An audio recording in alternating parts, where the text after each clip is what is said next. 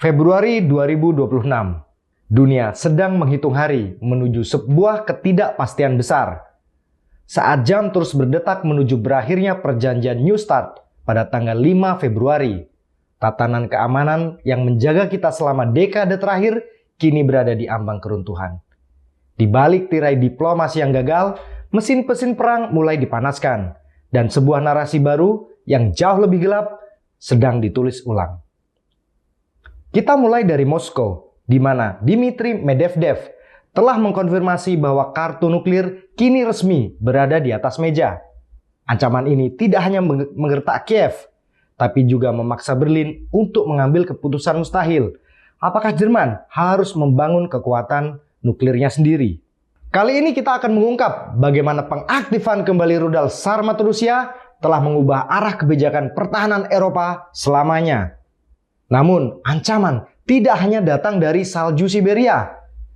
Dari gurun Teheran, sebuah pengumuman mengejutkan muncul. Iran resmi mengubur doktrin pertahanan lama mereka dan beralih ke strategi ofensif. Dengan teknologi drone Shahid 238 dan rudal MIRV yang mampu menembus perisai tercanggih, Iran kini tidak lagi menunggu untuk diserang. Kita akan membedah mengapa intelijen Amerika Serikat mulai mengkalkulasi potensi ribuan korban jiwa di Timur Tengah. Di tengah desing rudal, sebuah bocoran dokumen rahasia kembali mengguncang elit global. Berkas Jeffrey Epstein fase terbaru mengungkap sebuah daftar ancaman yang berisi 5 pemimpin dunia. Mengapa nama mantan Perdana Menteri Pakistan Imran Khan muncul berdampingan dengan Putin dan Xi Jinping? Apakah ini sekedar skandal atau bagian dari operasi regime change yang dirancang melalui jebakan intelijen? Dari aliansi baru di Sudan hingga kritik tajam Perdana Menteri Belgia terhadap Amerika, hari ini kita akan membedah 4 pilar utama yang sedang meruntuhkan tatanan dunia lama. Jangan beranjak, karena kebenaran seringkali lebih dramatis daripada fiksi. Inilah investigasi terdalam kami di Lintas Kita. Mari kita bedah lapisan pertamanya. Kita tidak bisa membicarakan tatanan dunia baru tanpa menoleh ke arah Kremlin. Saat Moskow mulai menyebut opsi nuklir bukan lagi sebagai gertakan, melainkan prosedur operasional, kita harus bertanya, seberapa dekat kita dengan kiamat fisik? Hanya dalam hitungan hari menjelang berakhirnya perjanjian New Start, pada 5 Februari 2026 ini, Dmitry Medvedev, orang kepercayaan Putin, menegaskan bahwa Rusia tidak lagi terikat pada batasan moral jika eksistensi negaranya terancam. Sebuah investigasi menemukan laporan lapangan bahwa Rusia telah mengaktifkan kembali situs-situs peluncuran rudal RS-28 Sarmat atau yang oleh NATO disebut sebagai Setan II. Dampak dari langkah ini terasa hingga ke jantung Eropa. Jerman selama dekade terakhir berlindung di bawah payung nuklir Amerika Serikat. Kini dilanda krisis identitas pertahanan, teman-teman. Meskipun Kanselir Friedrich Merz secara resmi menolak kepemilikan nuklir mandiri, investigasi kami mengungkapkan adanya pembicaraan rahasia antara Berlin dan Paris untuk membentuk angkatan nuklir bersama Eropa. Rusia melihat celah ini. Eropa yang bersenjata nuklir sendiri adalah ancaman yang jauh lebih nyata daripada Amerika yang berada ribuan mil jauhnya dari Rusia. Namun, gema perang tidak hanya berhenti di padang salju Rusia. Jika di utara kita melihat ancaman nuklir, di Timur Tengah kita melihat sesuatu yang jauh lebih taktis dan mematikan.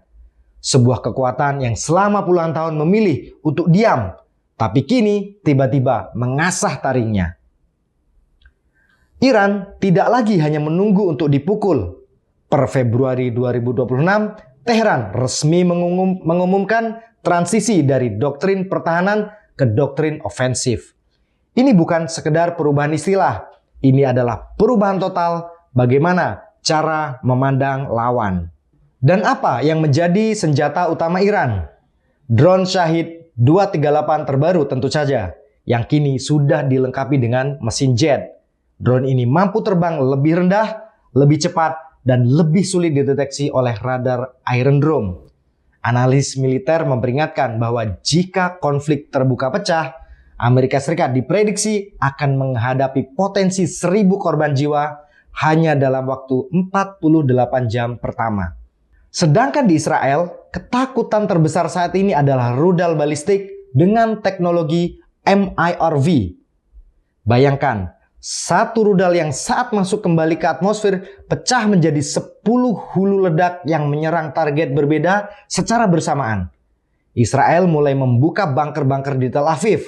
Mereka sadar bahwa perisai mereka mungkin tidak lagi mencukupi untuk perlindungan. Jika perang rudal dan drone bisa kita lihat jelas melalui satelit, ada satu perang lagi yang terjadi di balik bayang-bayang. Perang yang tidak menggunakan mesiu atau bom, melainkan melalui informasi dan pemerasan. Ini membawa kita pada sebuah lubang kelinci yang lebih dalam, yaitu berkas Jeffrey Epstein. Meskipun Jeffrey Epstein sudah dinyatakan tewas di selnya bertahun-tahun yang lalu, dokumen-dokumen yang bocor terus menghantui para elit global. Klaim terbaru yang viral di media internasional menyebutkan adanya daftar 5 pemimpin ancaman yang menjadi target jaringan elit ini. Mereka adalah, pertama, Vladimir Putin, Presiden Rusia. Kedua, Xi Jinping, Cina. Kemudian ketiga, Recep Tayyip Erdogan dari Turki. Keempat, Ali Khamenei, pemimpin Iran. Dan yang kelima adalah Imran Khan dari Pakistan. Mengapa nama Imran Khan muncul? Sebagai pemimpin negara nuklir yang vokal menentang kebijakan luar negeri Barat, profilnya dianggap mengganggu tatanan yang ingin dijaga oleh jaringan tersebut. Sebuah laporan investigasi menemukan pola yang menarik. Setiap kali nama-nama pemimpin ini muncul dalam skandal, biasanya diikuti oleh upaya regime change atau destabilisasi politik di negara masing-masing. Pertanyaannya, apakah ini daftar pelaku atau daftar target? Mengingat kaitan erat jaringan Epstein dengan operasi intelijen tertentu, banyak yang menduga bahwa ini adalah alat pemerasan politik. Mereka yang tidak bisa dikendalikan akan dihancurkan karakternya melalui bocoran dokumen semacam ini. Permainan bayangan ini akhirnya membawa dampak nyata pada peta bumi. Kekuasaan yang selama ini terpusat di satu titik, kini mulai retak. Dari Gurun Sudan, kita melihat pemandangan yang tidak pernah terbayangkan sebelumnya. Aliansi regional yang berdiri tanpa komando barat. Di Sudan, sebuah poros baru telah lahir. Arab Saudi, Mesir, dan Turki membentuk aliansi keamanan untuk menjaga stabilisasi Laut Merah.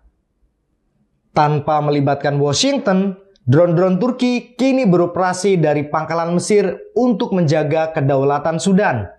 Ini adalah bukti fisik dari runtuhnya sistem unipolar. Perdana Menteri Belgia, Bart De Wever, dalam pidatonya baru-baru ini memperingatkan bahwa Amerika sedang mengeksploitasi kerentanan Eropa demi kepentingan militer mereka sendiri. Sementara itu, retorika ekspansionis dari tokoh-tokoh seperti Donald Trump semakin memperkeruh suasana, memicu ketakutan bahwa Amerika Serikat mungkin akan meninggalkan sekutu tradisionalnya demi agenda mereka sendiri. Semua kepingan puzzle ini, dari mulai nuklir Rusia, doktrin Iran, hingga skandal Epstein, mengarah pada satu titik. Kita sedang menyaksikan lahirnya sejarah baru. Tatanan dunia lama sedang runtuh, dan peta kekuatan sedang digambar ulang dengan darah dan tinta rahasia. Apakah kita siap menghadapi era yang akan terjadi selanjutnya? Kita akan menggali terus, karena kebenaran seringkali terkubur di bawah ribuan tumpukan berkas rahasia. Bagaimana analisis kalian? Siapa yang menurut kalian paling bertanggung jawab atas kekacauan ini? Silahkan tulis pendapat kalian di kolom komentar. Dan jangan lupa subscribe.